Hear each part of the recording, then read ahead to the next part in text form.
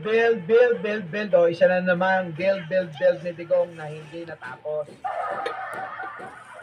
Di ba? Palibasa, mga mahihina ulo ninyo. Kaya, maniniwala kayo na may build. Ano nangyari dyan? 2018 pa raw to, mga kababayan. 2018. Kung nakikita nyo, putol. Opo, putol. 2018 pa ito sinimulang ipagawa. Baka sabihin nyo na naman 2025 yan, ha? Baka sabihin nyo na naman 2023, 2024, panahon ni Pangulong Bongbong. Maliwanag sa sinabi na ano? 2018, pinagawa itong tulay na ito, panahon ng idol mo, OGDD.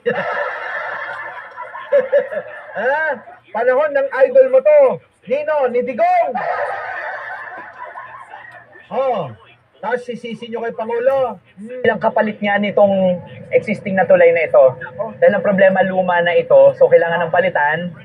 Pero yun nga, 2018 pa ito pinagagawa, pero hanggang ngayon, yung karugtong niya doon sa kabilang dulo, hindi pa naidudugtong dito. Hanip na yan, mga kababayan ko. Hanip! Kita nyo, no, mga kababayan ko? Ang tintindi talaga ng mga DDS. Tapos pagdidiskatan nyo si Pangulo na napakasipag, napakaraming natatapos. Yan! Build ni Digong. Kasi sabi ni Public Works Secretary Vince Dizon, kahit ang tagal na nitong nasimulan, papatsi-patsi yung budget na dumadating. Siyempre, kay Digong galing Basta project ni Digong na build, kailangan papatsi-patsi, inuulit, patsi-patsi. Kasi nga, kadugtong yun ng build ni Digong. Kailangan patsi-patsi para para makakulimbat ang maraming pera. Gatas na gatas ni Digong. Lahat ng proyekto na yan, gatas na gatas niya. In fact, last daw itong nabigyan ng pondo ay 2023 pa. At nakalagay pa dito sa signage dito. Grabe, 60 million. 60 million pesos. Grabe, no, mga kababayan. Ano na nangyari dito? Paano pa ni Digong? Ayan na, tinutuloy pa ni Pangulong Bongbong. Ito po yung mga kababayan, ito po yung isang malinaw na ebidensya. Resibo na hinahanap kanina ng DDS dyan. Na talagang itong mga hinayupak na mga kontraktor, mga nasa DPWH, mga kababayan na binulgar ni Pangulong Bongbong, ay minana yung katarantaduhan ni Digong. Nakuha nyo? Nagets nyo?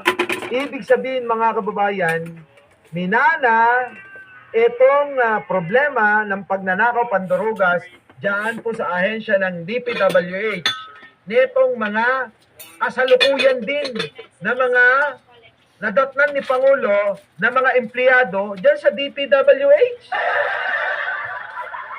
Grabe talagang korupsyon nila. Buti na lang talaga ang Pangulong Bongbong Ito, March 2026 ito matatapos. Pero ano mga kababayan ko? 60 million 2022. Panahon yan, Nino. Hoy, makinig kayo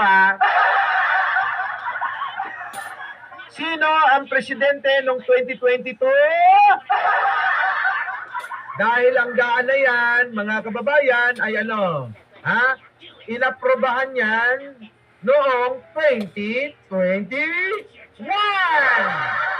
At ang presidente pa ay si Digong na idol ng mga DDS na tatanga-tanga.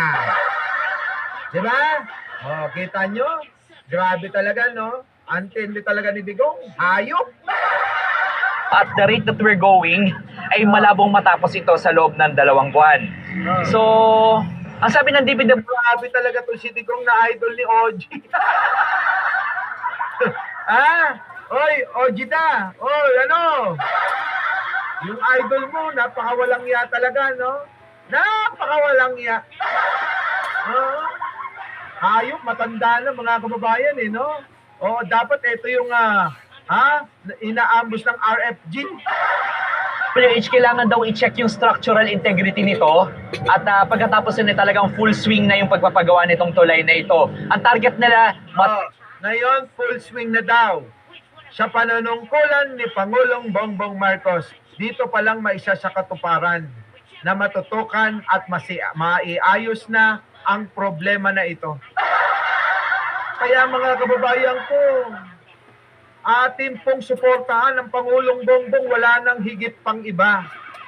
Hindi po makakatulong sa kanya yang mga kamag-anak, kapatid na mga nang-aaway at nagiging pabigat sa kanyang panunungkulan. Kita nyo, mula ho ng binulalas, itong mga proyekto na hindi napapansin, itong mga proyekto na ginatasan, ngayon mga kababayan, maisa sa katuparang matapos na yan. Di ba?